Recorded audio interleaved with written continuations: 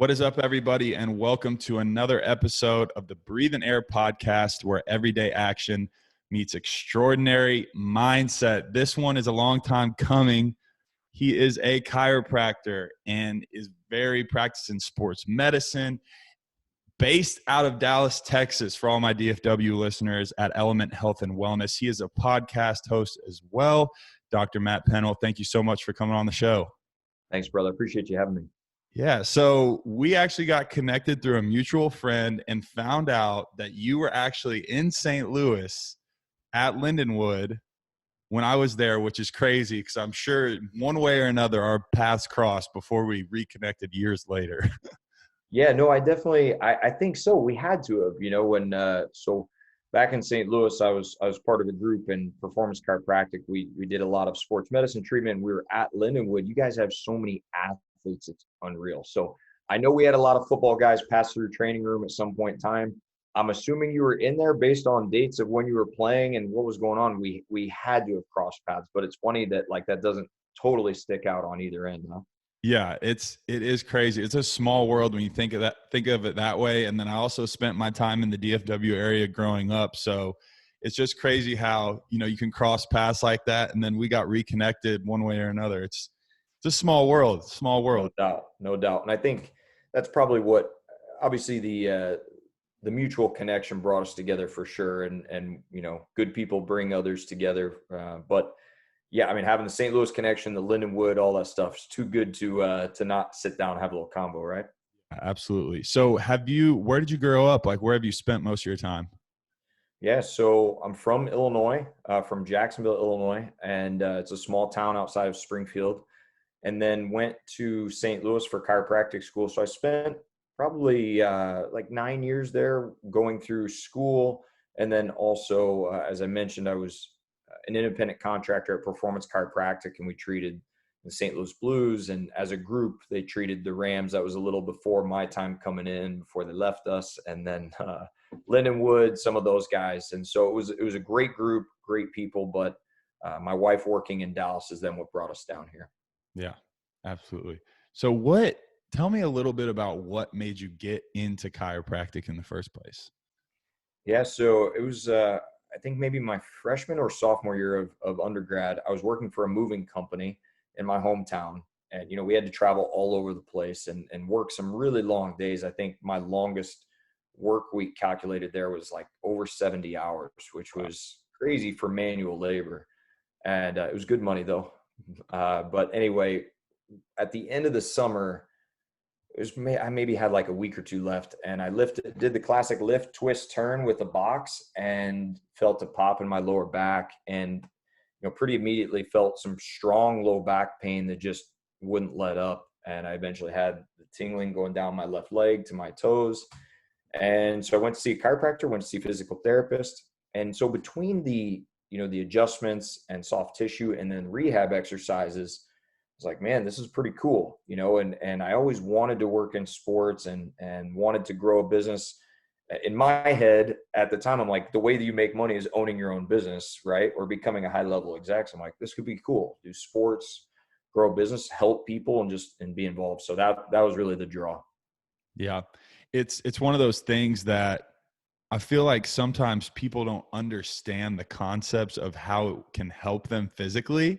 Yeah. And me being an athlete, having severe damage to my body on multiple occasions, and still like to beat myself up in the gym. I mean, I still go to the chiropractor. It's one of those things that I can feel physically when I feel like I'm out of line, especially for anyone that's weight loading their back or pulling heavy.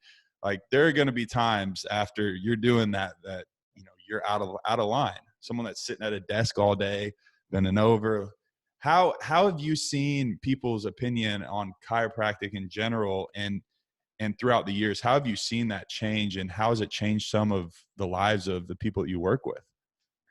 So I think really, when it comes to chiropractic care, it's interesting because a lot of it is based on your knowledge of that type of care, essentially. And people that grew up with chiropractic care are very receptive and very understanding. And then I think that those that come across chiropractic care like midlife in their 20s, 30s are still kind of in that in between. Like they're willing to be educated and learn, even though they may be a little bit skeptical. And then as we age, I think a lot of times then that population, if they've never had chiropractic care, is a little bit more difficult to fully grasp what we're about. But I think it's fun. It takes a lot of education, and you see tons of, I'm sure you've seen a ton of different videos that people are putting out, crack videos, back adjustments, neck adjustments, and then some goofy chiros are jumping up and singing songs. And I mean, it's like whatever you can do, I guess, to get the views. But so it's been an interesting couple of years here as that game has changed a little bit in social media terms.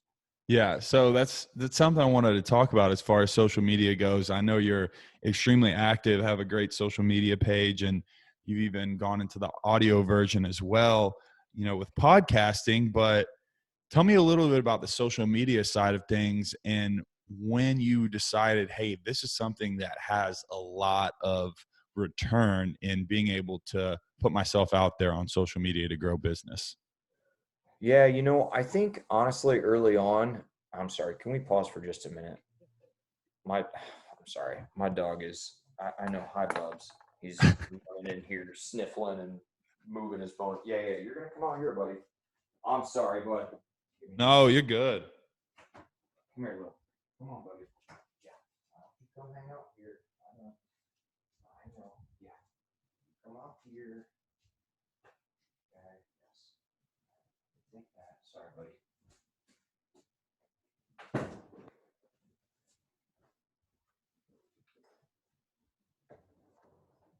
All right, dude. I apologize. I was like, I know that I'm going to be bouncing around if he's in and out of here. So. All right. So kind of tell me about like social media and yeah. You started diving into that and the return that you felt like it gave you for your business and your brand.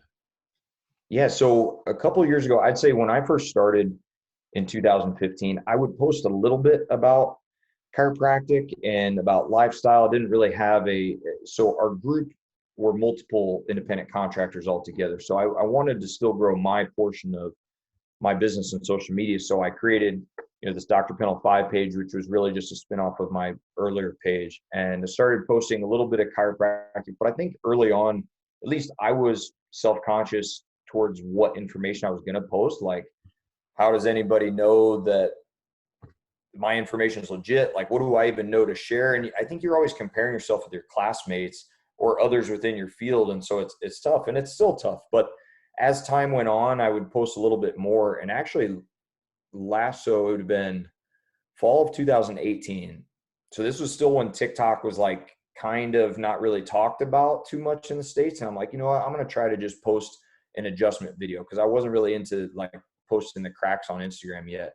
Yeah. And so I put it on there, and within like 5 minutes, it had like 10,000 views. And I was like, all right, there's something to this, because Instagram, I didn't think I had ever had 10,000 views on a video like that. And so anyway, as it went on, some of these posts were getting like, one of them had 30 million views, and it boosted my account up to like 180,000 followers. So I was like, all right.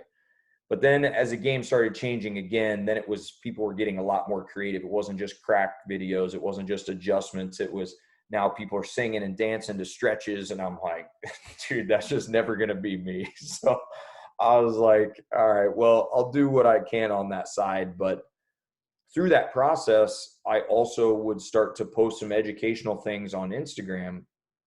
And we have it linked through my page that when you go in, you can actually click and schedule an appointment. And we started to see the correlation between posts and educational posts and just interaction, and people physically scheduling appointments or submitting info to be called and scheduled. And so when you physically see there's ROI, like that's a great way to tell, hey, this shit is working, right? Like we're getting people interested in what we do. That's when you have to know mentally, like I have to put more focus here and not so much on the stuff that is not necessarily giving me, more patients or more finances. I may want to help 5 different things, but you know, you got to be able to help yourself first. So that was really as the process evolved. Yeah. For someone who doesn't know anything about chiro or who's never had an adjustment, what are some of the biggest benefits from going to a chiropractor? I would say it depends on the chiropractic approach, because you line up 10 chiropractors and will all do something different, even though we may have a similar mindset. So some are, you know, some places you go in and it's a cheaper price and you just get cracked, if you will, and move on. Than other places, you know, like us, for instance, we do soft tissue adjustments, but we also do some rehab therapies, base level. Then you go to some that do primarily rehab only. So I think that really depends on the approach and what's going on and things like that. But you know, so from the outside, I think you have to understand what you're kind of looking for, and that's why you see people jump around a lot from chiro to chiro, trying to find the best fit too. Yeah, for someone who is like, okay, well, how do I find the best fit? What's something that you would tell people to look for within finding a chiropractor? I would say maybe even who has some of your similar interests. Mm. You know, something that I'm diving into a little bit more for myself personally is I really enjoy playing golf. Like, I think if you see my page, like you see me post about different stuff like regarding golf. I love the growth process. I honestly feel like it's a lot similar to business, right? Like, you have good days, bad days on the course. There are little things that will change the game, your swing, all that stuff. And so, you know, creating your passion then and projecting that, I'm starting to post more golf stuff because I just enjoy it, right? And I think then you start to attract the audience that enjoys that also, and there's some similarities. So for instance, if people are runners, you'll a lot of times get connected in with the chiro that's at the running event, right? Or go to their Google reviews. Honestly, I still think you can't have hundreds of Google reviews that are all just fake, right? I mean, some groups can put some together, but you can tell if these reviews are heartfelt or not. I think you look at location, who's close to you, then, you know, who has good Google reviews? Are they sports minded, if that's what you're into? And then, you know, are they in network with your insurance, or do they fit your model for cash? Like, there's a lot of that kind of stuff. And then I'd say lastly, you know, you check your social media and their website, and you just kind of see if their personality matches what you think you'd like to be involved with. Yeah. I think you said something interesting there as far as, you know, you starting to post golf, like that's something that you love, kind of finding your core audience. And this is something that I've struggled with back and forth, especially with the podcast, growing social media accounts, and, you know, building a business in general, is the concept of niching down, like to something very small versus, you know, finding very specific individuals who really love what you do, specifically what you do as far as golf and sports med and chiro, and or a more broad approach. What have you seen when you're really focused on a small audience and kind of doing what you flow towards versus like that larger approach? So for the longest time, social media wise, I've just taken a broad approach and just, you know, desk workers and things like that. And I do think you'll catch a lot of audience, but even when we used to do a networking group back in the day, you know, the cute answer for chiropractic was, oh, who do you want to treat? It's like, oh, we treat everybody, or, oh, we treat everyone with a spine. And it's like, yeah, that's true. But as soon as you start saying, oh, I treat headaches, people go, oh shit, I had a headache last week. Or, oh, my mom complains of headaches all the time. You know, you give people a reason or something to think about that makes it more focused. I was having an interesting conversation the other day in regards to like Apple Watch versus Garmin. And we were talking about just the differences. And we said that, you know, for running, Garmin is unmatched, or at least in what I know about it, right? And it's a totally different approach, because to me, Apple Watch is really geared towards everybody, right? It does a little of everything, you know, workout, all that stuff. But if you really get into like specifics, Garmin makes a golf specific watch. They make like a running watch, you know, all these different ones. Well, you got to create your raving fans within your group. So like, if I'm a golfer, am I going to pick the more or generalized Apple Watch that kind of does a decent job? Or am I going for the golf Garmin that is badass? Like, I'll pick that all day, every day, right? And I think that's the same thing for a lot of us, is like, what do we tie to?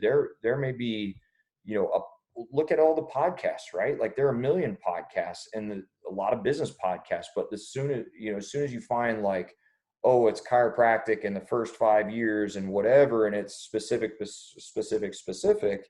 then I think you just continue to find your target audience. And that unfortunately starts very small at first and then grows. So it's a patience game too, which is really tough. Right.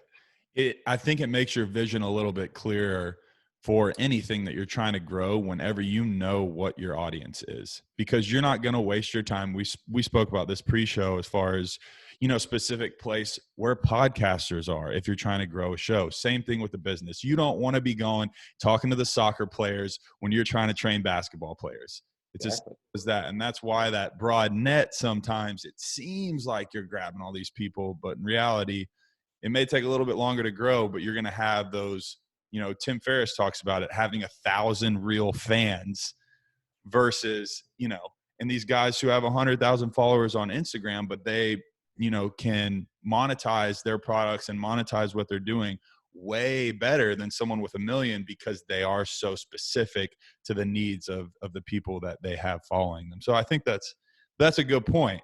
You spoke about 5 and kind of the first 5 years out of practice for you specifically. Tell me about that podcast idea and really just where it came from and the motivation for it. Yeah. So I've been through a couple different podcast names. Originally in 2018, I started the Entrepreneur's Edge podcast, and it was never designed to be a big podcast, and it never really became a big podcast. It was decent size for a smaller, community. And I was really interested in learning about other small businesses and these business owners about how they grew, because what I started understanding was, off air, we mentioned First Form and 80%. I'm sure we'll talk about that later. But, one of the things that I got from listening to some of his podcasts was that we're all similar when starting a business, regardless of whether it's chiropractic or supplements or whatever. So I wanted to hear, like, Fit Flavors is a big business in St. Louis. I was like, "Hi, Jillian, how did you start your business? What did you do? What struggles did you approach?" Because everything you see on social media, or not everything, but a lot of it looks glamorous, and a lot of those lives really aren't that glamorous on the back end. There's a lot of shit that it took to get to that point. So I wanted to hear about that and connect. And, that was something I think that was really special early on, was just making those connections, because they ended up, going a long way. So then that became the first 5 as we started getting further along. And, I just felt like eventually it was less about getting to know local business owners, especially in a Dallas community where things were much bigger and less people owned individual businesses that I met, and more about helping young chiropractors grow and figure out their first 5 years. So I think we make decisions, and then instead of just cutting them off, they kind of evolve over time. Yeah. In today's day and age, you've kind of grown your clientele, grown a practice, these kind of things in this age of digital marketing, social media. And, you speak specifically on the first 5 years to anyone really, whether they're coming out and wanting to do chiro or anything in general. What's kind of a general tip that you could give someone for those first 5 years out into their career? I mean, the first one that comes to mind is be patient. And it's tough, because, and I say that in a way of, like, be aggressive, right, like grow, work on the things that it takes to grow a business and do all the little things, but you have to. But good things take time, unfortunately. And that's what turns people off too. A lot of people that want money fast, they'll turn from one shiny object to the next, either hoping it turns into money or cutting corners as it does make money, but those are short-lived businesses. And so if you really want to grow long-term, get with good mentors that do it that way also, and then work on that process, and sending letters after you get a new patient to them, just thanking them for trusting your business, like little things, or thanking somebody for a referral. That stuff may not turn into overnight business, but people make mental notes of these things and are more willing to do business with people that they like and trust, and send others that they trust, family members, friends, to those people. So I think even doing a second round down here in Dallas, we're seeing 2021 come together based on a lot of the shit that we did early in 2019 and 20 just start to multiply over time. And so it gets rewarding when you see little glimpses of that happening. Yeah, it's very, very important. Compound interest, it's virtually what you're saying. It was one of the things that my coach told me back in college was, people will want to do things for people they like. They'll want to do business with people they like. I see that now in sales. I know you do as well in building a business. People like you and they trust you. They're going to want to do business with you. And even small things, like you said, writing handwritten letters. I mean, that is one of the biggest things that no one does anymore. But when you do it, they remember. They do. And that's why I think it is so memorable, because few people do it. I had an intern come in, or she was just shadowing, actually. She's a Parker student down here. And she wrote me a thank you for, letting her come in. And I messaged her right away. I was like, keep this up, because this is exactly the stuff that will make shit happen for you down the road and that people will appreciate. And I don't know if she got that from me or if it was just something that she already did or from another mentor. I don't know, but I recognize that. And, the thing about it too, is like when you see people doing a good job, whether it's another chiropractor, it's somebody in your own world and space, whether it's a friend or cousin or who knows, message those people and just tell them, hey man, keep it up. I like what you're doing. I think for people like you and I, for people that listen to this podcast that are growing a business or just self-development, you get turned off a lot by people that want to make wisecracks and jokes. And some of it's out of love. Some of it is the crabs in a bucket effect. And, these people, they want to pull you back down because they don't want to see you build and grow and climb, because it puts you in a league of your own. Yeah. And so encourage those that you do feel like are doing a good job. If you don't feel like they are, don't say anything, but it's nice to know that you're on the right track. At least I've really appreciated that. And I always want to pass that along to others too, because we're quick to throw the negatives, but we got to throw the positives too. That helps people grow a lot. No, I agree. It always makes my day whenever someone reaches out and says, hey, like this post or this podcast, or like, thanks for those little things. We as high achievers, ambitious people, I know me specifically, we think about all the things that we're doing wrong. And sometimes we focus on our shortcomings too much to where we don't realize that we're making a big impact. And those little reminders, they definitely are, a kick in the butt, say like, hey, you're on the right track, keep going. So I try and actively do that. And this just came to mind, so I'm going to roll with it. I told you, but I'm ready. Idea of self-love, right? And I think the biggest thing, it's like, oh, self-love, self-care, all this that we hear a lot now. I think the biggest thing with self-love for me was when I realized that self-love for me is when I am focused on others, when I'm helping others, when I'm loving others, when I'm giving to others. That is when I love myself the most, because I know that I am, helping someone else's life grow, and that gives me value. That makes me feel like I'm, helping my mission and doing what I think I was put on this earth to do. So thinking of more or less like, what can I do for me to help me grow? And of course we need to do these things to help ourselves and be selfish with our time. But really, and I think just to add to what you're saying in regards to like the self-love or whatever, and Andy talks a little bit about this too, and I've found it even in myself, we all have different things that make us feel good or make us feel happy, right? And for some, that's working. Like just working makes them happy. Like they just, and I'm not totally sold on that. Like I like to have some fun or be outside or do different things. I don't like to totally be glued into work, but I do get it. But we all have so much potential, and so few of us actually push ourselves to that limit. And I mean, I'm in the same boat. Like there are plenty of days where even though I may be doing more than others, I'm still not pushing my own limit even.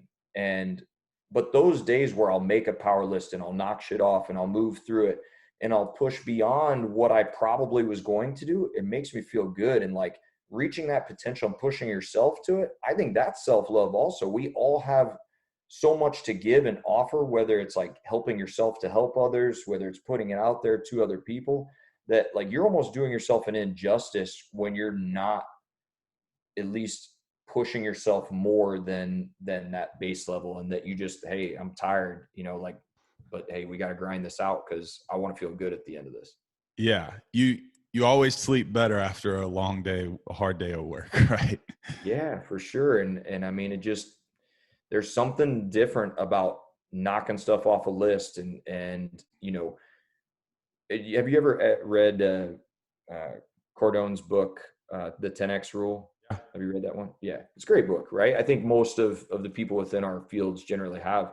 Uh, but Grant just talked a lot about like doing it takes 10 times more effort than you would think to accomplish the one task that you would like to do. If you want to make $1 million, trying to grab $1 million, 10 times more effort. And I thought that was really interesting because that is what I've seen even to grow business. Like if I wanted to contact 2 attorneys a day to reach more personal injury cases, like I actually need to do 10 times that if I really want to get the ROI. And it's wild when you start actually then calling and making that type of progress and headway, like how quickly that ROI comes back. So it's wild how that stuff all works out. Yeah, I love that book. It is a great book for anyone that hasn't checked it out. And the everyday action, I mean, that's in Breathing Air's mantra. And that is what really, I think the underlying source of that is like action, action, action. If you want to make a million, shoot for 10. Like, Yeah, for sure. For sure. Cause it never works out quite the way that you think it will. And there are always obstacles. There's always changes, and you got to pivot and move. And I think that's why so much effort is also, goes into that type of process of building some, long-term business. yeah. You've mentioned, Cardone, Priscilla, and I saw a post that you had on Instagram, regarding Priscilla and First Form, going back and seeing that and kind of his podcast and what he meant to you almost as a mentor from afar. And you've mentioned mentors as well. How useful can a mentor be, not only as a personal relationship from me to you, but also as, soaking in knowledge from these people where it's so much more accessible now than it ever has been? Yeah, I think it's crucial whether it's a book or a podcast. Andy was one that so when I moved to St. Louis in 2011, supplement superstores were around, and there were a few products from First Form there, but it was a supplement store. It was similar to GNC or any of those, but I liked when I was in there, didn't feel like you were necessarily getting sold the same way because to my knowledge at the time, they really weren't working off a straight commission. So I thought that was cool, first of all. Then in like 2015, 16, when I got into business, Andy's podcast was getting bigger, and I was listening to a lot of what he was talking about with growth and just how you got to man up. You can't be a bitch, about like getting stuff done. And I don't mean that as like a male, female, or any of that. I mean, you just personally have to know that there's a lot of grit and grind that it takes to get through, and you're either going to weather the storm or you're not. And that when you're out on your own, it's sink or swim. So that was a nice, like, distant mentor, as you say, as you go. But now as you get further into it, what's really cool is you'll start reading books, and, you make a post about it. Well, how cool is it that you can interact with the author on social media now? Like, that's a whole different level of connection. It's cool, man. Yeah, it really is. And it's one of those things that has been abused and will be abused and can be abused like any good thing, but it is such a tool. Like, there is no reason why. And I think the pandemic really pushed this forward, but there's no reason why, you can't be doing something active online to, grow your business, actually make money, connect with the right group of people. Like, that's so important, building a network, right? And it really changed for me when I started hitting the unfollow button a million times and really, really tightened down the kind of things that I was seeing online, the kind of people I was following, the kind of advice I was getting from people within that circle. No, I agree. I mean, I've done a lot of that recently myself, especially as my page has changed more to business. I've gotten, people that I just don't connect the same with anymore. I felt like I had to follow because it was just like a mutual connection kind of thing. And, I also try to remain humble in the fact that like, I'm just like everybody else also. I'm not trying to say I'm above other people by unfollowing them. It's just, it doesn't serve my day to day anymore to follow around whatever silly stuff is being posted. Like I want to see what other people are doing to grind. I want to see motivational stuff and create that own, my own community of those things. So I don't think, going through the unfollows and all of that is, for people that need to do it or want to do it. It's not out of hate or anything bad. It's just, we got to take care of ourselves first. And for those of us that like to take care of others or like to help out, I think a lot of times we are way too concerned about what others think or what they are going to get out of us helping them. And like at the end of the day, it's just, you got to take care of yourself first. And I mean that in the most loving, like selfish way that you can. If you can't help yourself, you're not happy with yourself, it's difficult to project that to others too. I know that you train and, take care of yourself, your active lifestyle, but you dove into Priscilla's 75 hard challenge. And Yeah. I hear Yeah. Oh, yeah. physical, I want to hear about it. Tell me all about it. So, I mean, it was tough, first of all. Like, um, I had tried to do it in 2019 and got like 5 days in around Easter and quit. And then it was tough to get started, but I was just trying to do it on my own. And at that time, I was going to attempt to use posting online as like a hey, keep me motivated kind of thing. And a buddy was like, am I going to have to watch this every day for 75 days? And I was cracking up. I'm like, yeah, damn. Anyway, I had stopped it was just tough. Right. So 2020, we got a small group of guys together and one of my buddies was really wanting to drop weight. And so he was posting about it, using it motivation. That was cool. I just wanted to run silent. I wanted it to be for me. I didn't really need everybody to know about it. I posted something at the end, but didn't really give too much into it. It was hard, man. I think the best lesson learned out of it was reading 10 pages a day. I think that stuck with me a lot and progressed my reading habits and learning habits and everything. And I still need to be better. There are some days where I'll hit it, some days where I'm just not motivated. So I thought 75 hard did a lot for mental focus and just mental toughness for sure. Yeah. Was there any habits that you had going in after that have stuck with you? You mentioned, the 10 pages, but what was like one of the biggest takeaways? I think at first, not drinking was difficult, and not that I'm a heavy drinker. I think we all probably went through our college days and all of that, but anymore, like I enjoy drinking socially, but I don't really sit at home and drink or any of that. Maybe a glass of bourbon here and there, but nothing really too much. So I guess what was really tough was being in social situations, and there weren't as many because it was during the pandemic, but there were still little, small get-togethers and stuff, and not being able to have a beer on the golf course with the buddies, right? Like it was just what I was used to. It wasn't even, I don't know. Yeah.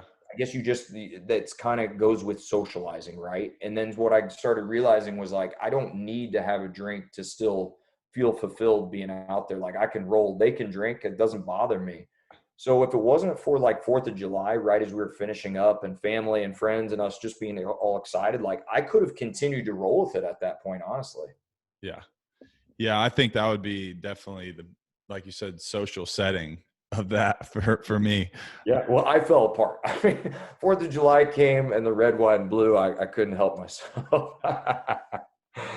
That's awesome. It's a great drinking holiday, I will say. No, it is. Well, Budweiser or something. That's right. Golly. Well, as you're growing, as you're, you're searching for knowledge and you're building your practice and you're pushing your body physically. What's one time that you failed and what's one of the lessons that you learned from that? Specifically to like workouts or diet or all of it? Anything. Yeah. Something Yeah. fine. I mean, I think I feel more on time management than I do anything else, because I want to do so many things in a day. Like, in order to do 75 hard, I had to get up like 5 a.m., read 10 pages, then get a workout in, then go to work, treat patients, do all those things. And if you're not good about also getting to bed on time, then it totally screws a lot of things up. You talk about, we discussed like drinking a little bit. Well, that leads to a lot of like shitty eating habits too. So I think like understanding what I've got going on the next day and trying to prep up for those couple days versus like just being in the moment of like, oh, I want to have fun, I'll deal with the aftermath later.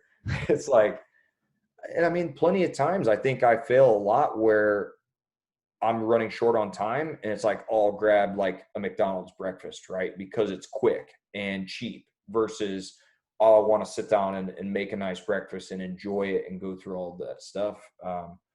My mom always gives me a bunch of crap. She's like, dude, like you need to like slow down a bit. And I'm like, I know it's tough, but I also don't know how else you get a lot of these things done. And the way that my mind works, it's tough to, like, I don't know if I definitely have OCD type tendencies, but even, a little scatterbrained. And I don't know if that's because of some attention issues, or is it because there are too many shiny objects of like, I need to do my social media, I need to treat patients, I need to respond to emails and texts and all of that. And I don't know the secret sauce to being successful all the time, but I just know that you can't beat yourself up too much. A lot of people will mess up once and they're downhill for a month, right? And that's what you can't let happen. It's like you mess up a couple days, it's like, all right, it is what it is. Now I got to get back on my workouts, got to get into the rest. And I think that's the only way that mentally you can figure it out and just keep rolling with success. Yeah, I relate to that a lot. I was actually weirdly just thinking about that today, how I get so many things on my mind as far Yeah. as need to get this done, this done, this done, and I'm trying to do them efficiently and quicker than, if I was just to sit down, take a deep breath and focus on one thing. Yeah. And I find that so many times I shoot myself in the foot because I'm trying to, bang, bang, bang, check off the list. And then I neglect a detail in one of the things. And I end up having to go back and revisit it instead of just spending the extra 5 minutes to do it right.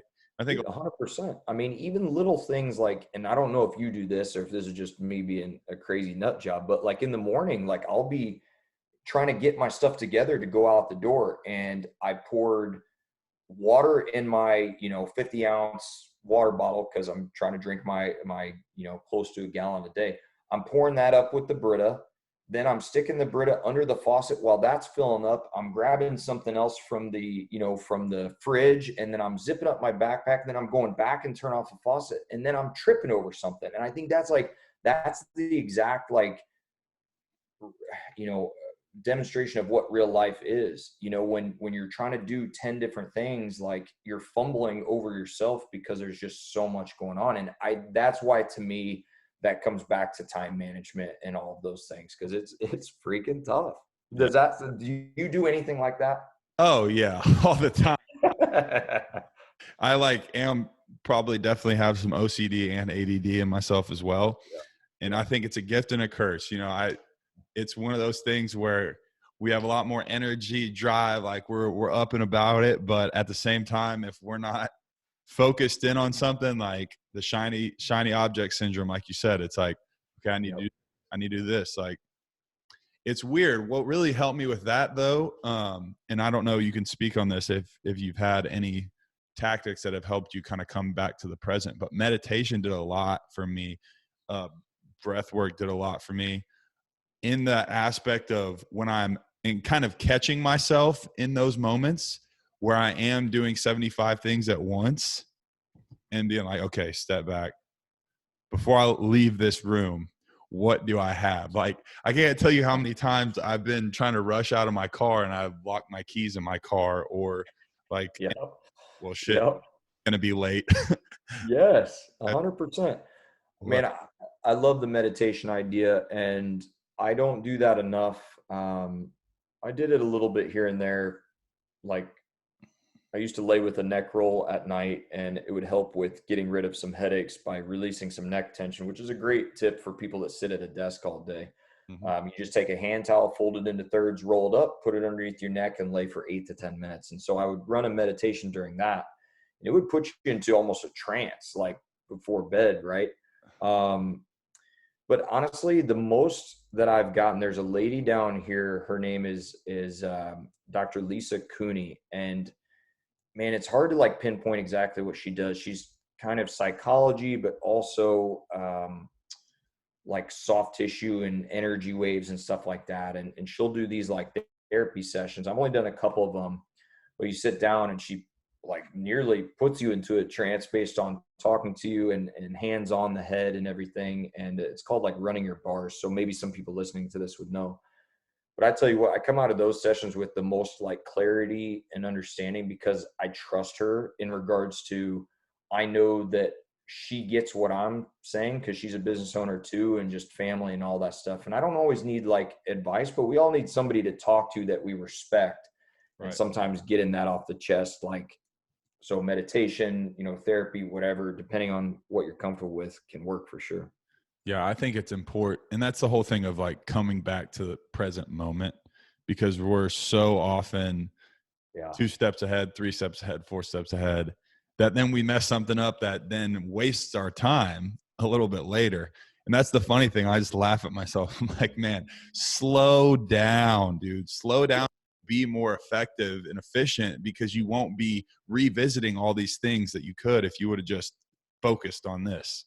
And I think that's also what comes down to like finding your passion. And we've talked a little bit about going in a direct line. And Mhm. as we mentioned golf earlier, like for me, I can golf and I don't think about anything else, but it's because I love it and it's fun and it's competitive and it gets the drive going for me, that those are the things that I love. Right. And so that's why I think it's important to tie your passion into what you do, because if golf's what I like and I want to treat golfers or involve that in my chiropractic business, all of a sudden that excites my chiropractic business a lot more for me personally. Right. And so I think when you find something that you click with a little bit more, you'll find yourself going down a more direct line and not feel like you want to do a bunch of different things quite as much. Do you agree with that? I agree. And I think what that made me think of is seeing on your Instagram, you had the putt in the office, Yeah. right? Yeah. Yeah. Yeah. Oh, and then you're doing certain stretches for, the recreational golfer.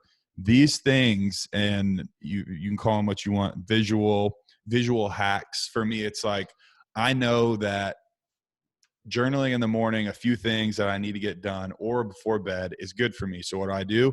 I lay out a journal and a pen and sit it on my table, and one on my, so I look at it and I literally have to say, no, I'm not doing that, even though I know I should. It's easy to put it under the nightstand and forget about it. You don't ever see it, so you don't ever think about it. Same with you though in business. It's something you're passionate about. You got golf in the office, you're incorporating it. It lights a different fire under you. So exactly what you're doing doesn't necessarily have to be your passion. It's not like you're going to come out and find this is your passion, this is what I'm doing. But I think it is important to give yourself those visual cues and incorporate that in some way or another into what you're doing. I agree. And I think when you find your passion, it creates purpose, right? And then purpose leads to action, in my opinion.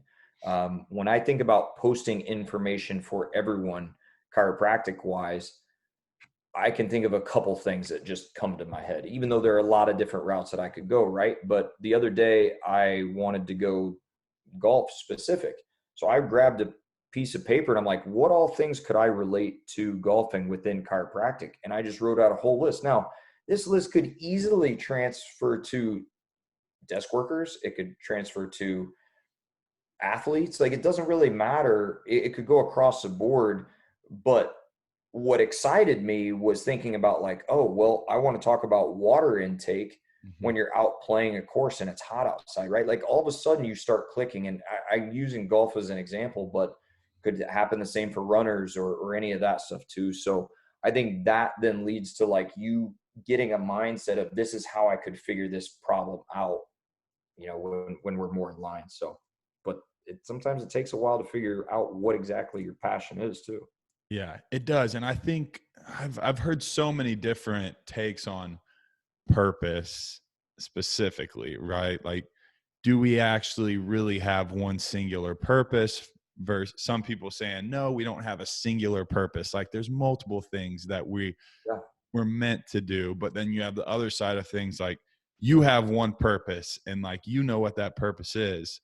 I think it's easy to beat yourself up about that, especially early on coming, into yourself, into what you love, into what you're passionate about, to say, oh, I don't know what my purpose is. I don't know what my purpose is. Like, what am I doing here? That can also change, right? Like, your purpose when you start out is maybe to help as many people, but it's equally to make money, right? Like maybe you don't want to go something majorly specific right off the bat. Like maybe you do need to just get out there and try a big pool of things. I use the example, like when I came out of chiropractic school, I wanted to treat football athletes, right? And like, we go to Lindenwood and treat like hockey and golf and, and football and all that stuff. And I interned with Elite Sports in Chesterfield Valley and all this stuff. But actually, the group that ended up being the most beneficial and I probably got the most long lasting relationships out of was like high school girls soccer, right? And there was this one group, Blue Fuse Soccer. They traveled, they did all this stuff, but these girls were competitive. They fought hard, they won championships, and they wanted the best treatment. And in turn, their families wanted the best treatment. And then, parents would come in and their siblings. And so sometimes you just have to get involved and see what clicks. Yeah, I don't think you can beat yourself up about like the one thing that you think is going to happen. It just doesn't always work out that way. Right. It's so crazy that we think we got it all figured out and then Yeah. go down your path and it's like, just kidding. No, you For don't. real, 100%. I mean, even at our office, we do a lot of personal injury, and it was something that I didn't think I would like a ton. And there are parts of it that I don't care for, but personal injury tends to pay more than our regular adjustments and things. You have to wait longer to get paid. So I think in my like mindset, it's like, all right, I'm getting interest a little bit. And it's just because of the way that the settlements work out and stuff like that. But the nice thing about personal injury is you get paid later on. So you're not expecting these checks to come in, but as they do, it feels almost bonus like. And so I started thinking more and more, and I'm like, you know what? I need to do more of this personal injury because over time, that's what's going to be able to float more of what I want to do day to day. And so my purpose of doing personal injury is not because I love personal injury, but I can help people, especially that need the care. I can provide them good care. And then on top of that, it can help me do more of what I actually love to do. Yeah, And so I think that's where, your multiple purposes come in too. for sure. You kind of mentioned earlier, the folding the towel, putting it behind your Yeah. neck. Nice little hack. I love Mhm. to give people practical use things that they can do right away. Put these things into action. For you, what's something that someone can do at home that will help their longevity? Obviously, going in, find a good chiropractor. If you're in Dallas, going to Element, I seeing Doc. appreciate it. But what's something that people can do at home, whether they are a golfer, whether they're just trying to get rid of some back pain or whatever Yeah. Just tips and tricks, like just general tips and tricks. trick. Yeah, I mean, I think the neck roll is a great one, especially if you have tension headaches, upper back tension.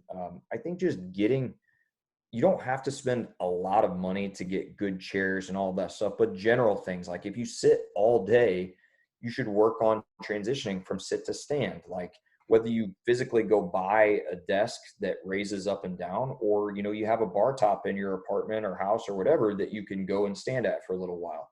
But just understanding that being stagnant is not going to help you and you're going to end up getting pain, right?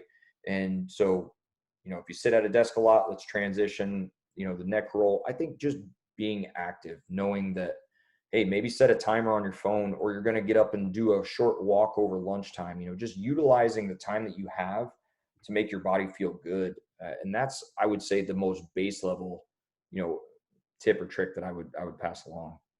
What's your training consist of these days? I mean, I know that, you're lifting some weights, doing some boxing, golf, like Yeah. you formulate some of your training.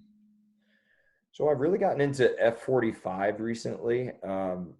Originally, it started out that I sponsored a challenge that they did, and I didn't really know much about them outside of that. It was like group training, circuit training, those type of things, HIIT style workouts. And I started liking them a lot because, and I don't know how other gyms are set up. I had just primarily worked out on my own or jumped into random classes here and there.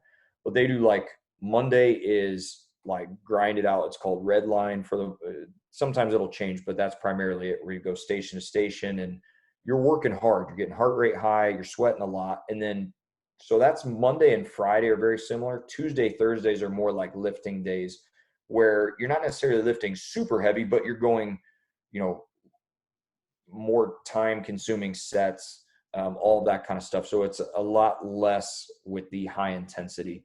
So when I was doing really well, I was hitting F45 probably 3-4 days a week, along with maybe hitting the Peloton. And I think just being on my feet and being active is just part of it. And then, you know, I love to golf and do all that stuff too. Honestly, I have a bigger problem with like forcing myself to sit down and stop doing shit for a while, you know. I don't like the lazy feeling. I don't like feeling like I'm not productive in some way. I know that at times we need to all like get some recovery, because being in the sympathetic stage all the time is tough. So getting those parasympathetics, your rest and digest going, it helps everything. It physically can help your body, your digestive system, and the way you take in nutrients. So it's tough, but I think those things and just doing what you like, man. I don't know about you, but I listen to some people like Tim Grover's another, he's, you know, Michael Jordan's personal trainer or was, and Kobe Bryant, a lot of those guys. And he does all of his own programming. And I think that's awesome. That's his time. That's what he likes. I don't like to do that shit. Like, I want to just go and somebody tell me what's up. I do it. I grind because I don't want to think about it. I got too much other stuff to think about. You know, it's, so I think it depends on how you fit in that mindset. But that's what I found is at least beneficial for me when it comes to workouts and things. Put in somebody else's hands. Yeah, no, do you think the group aspect of F45, do you like the group aspect? Do you think that's part of why you enjoy it?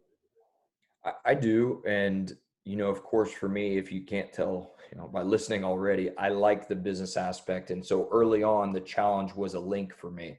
And we got people to come into the office and just come in and try our Normatec boots for free. Yeah. You know, they're grinding hard, recovery, there's a lot of benefit. And so that, like, automatically, the way that those trainers in that group bought into what I do and sent people my way just bought me even deeper into what they do and building that community. So I think they have a unique group. So it's not always going to be like that, but maybe bouncing around till you find some, you know, people that mesh well with you. So yeah, I do like that aspect for sure. Yeah. What's your definition of success? Man, I've asked a lot of other people this question too, and it's interesting to hear everybody's thought. But man, I would say just freedom, like freedom to do the things that I want to do. And if I want to spend time with family, like, you know, being able to do that, not being, you know, so stuck in like, I have to be in the office or I have to do this. I want to be able to take some time off if I want. And that comes with time of building enough to put another chiropractor in and all those different things. So, and freedom financially, you know, there's a lot that goes into, you know, money is not the devil if used correctly. And not only can it take care of you and your family, but you can help a lot of other people with it too. So just, I think freedom to have options is really the definition of success to me. Yeah, I agree. You mentioned 10X earlier. What if you had a few other or one specific book recommendation? What's a few other books that you have really changed the way that you look at the world? I think I get something out of everything I read. But the couple books recently that have stuck out a lot, I really like Tim Grover's book, Relentless. Okay.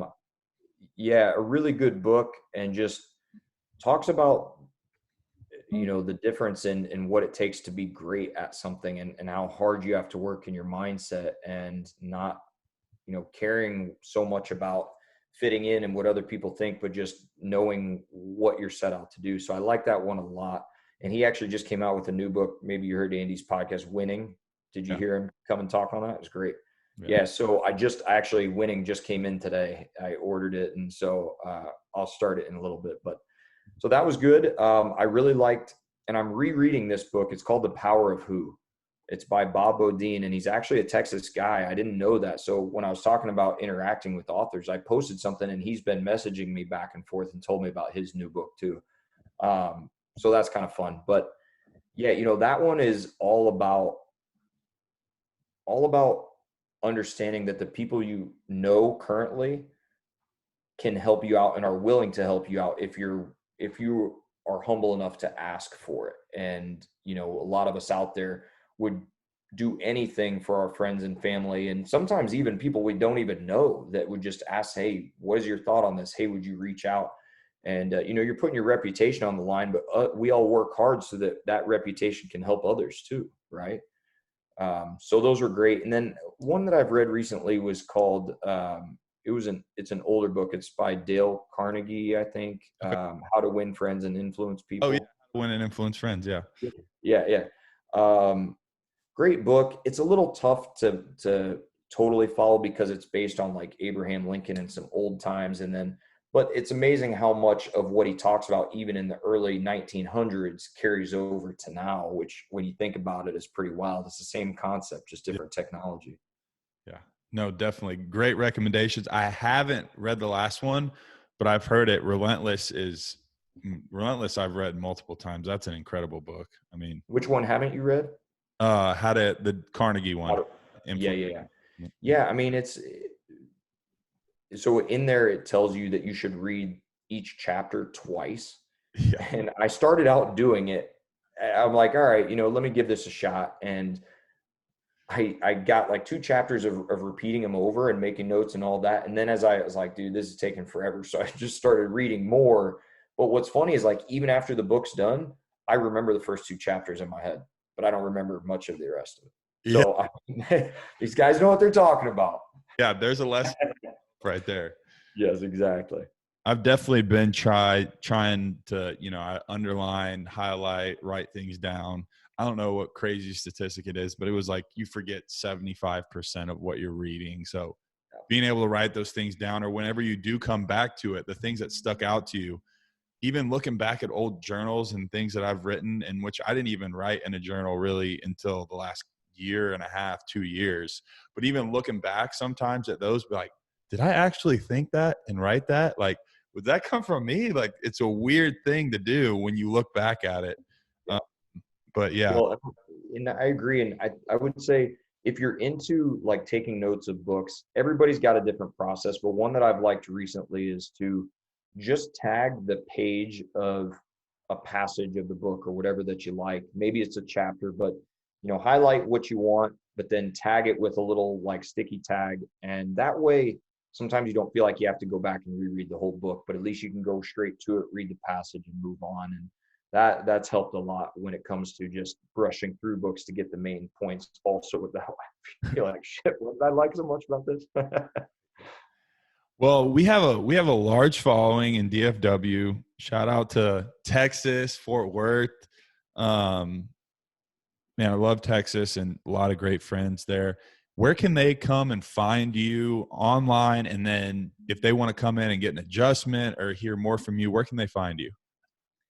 Yeah, so you can go to Dr. Pennell 5 is my Instagram page. So DrPennell 5. And then really from there, we have a link in my bio, and we also have a link in Element Health and Wellness that you can go right to our webpage, but it's just elementofcare.com. If you're a Facebook person, we do have Element Health and Wellness, and I do have Dr. Matt Pennell or Dr. Matthew Pennell Facebook pages too. They get a lot of the same information, just the interaction is different. And you know what, if you're a TikTok person, I'm on there, same thing, Dr. Pennell 5, doing my crack videos, but I'm also getting into some of the rehab and stretches and things like that too. So it's all fun. But yeah, I mean, feel free to reach out to us, send us a message, and we'll chat with you. Love to interact.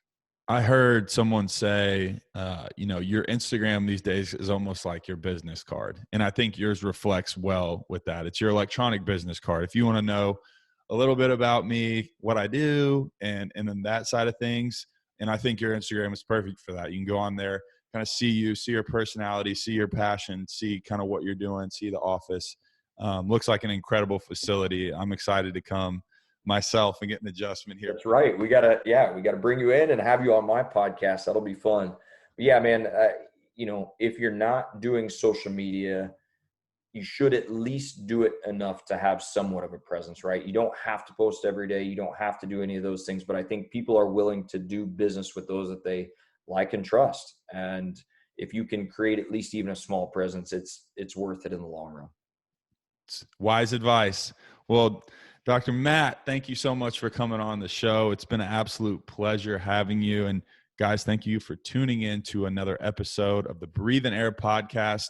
If you are listening on Apple Podcasts, go hit that purple subscribe button, leave a review, or just DM me or Matt and let us know what you thought. The biggest thing here is put one thing that you learned today into action.